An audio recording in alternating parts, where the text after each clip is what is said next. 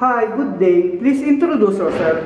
Good day, Madam and Sir. I'm Serena Pilisco. I'm 33 years old. I'm a solo parent. I have one child who's 10 years old. I'm a college graduate taking Bachelor of Science in Information Technology, major in networking.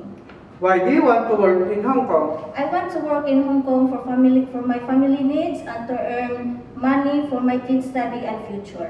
Do you have working experience abroad as a domestic helper? No, Madam, Sir, but I had working experience here in the Philippines for 2 years and 11 months as a domestic helper. What are your duties and responsibilities to your employer?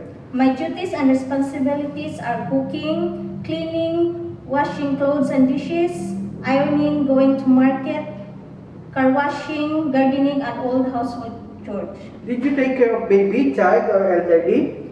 I took a child, he's 3 years old. Can you tell us how can you take care of a child?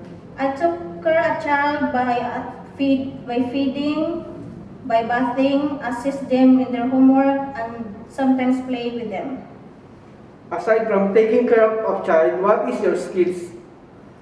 Aside from them, I can cook Filipino dishes. I'm willing to learn Chinese food, and I know how to take care of pets like dog and cat. What are the traits necessary to be a good domestic helper? As a domestic helper, it is necessary to be loyal, honest, trustworthy, flexible, and hardworking person. Lastly, anything else you want to tell to your future employer? Hi, Madam and Sir. Please choose or select me as a domestic helper because I am loyal, honest, trustworthy, flexible, and hardworking person. Thank you and hope to see you soon in Hong Kong.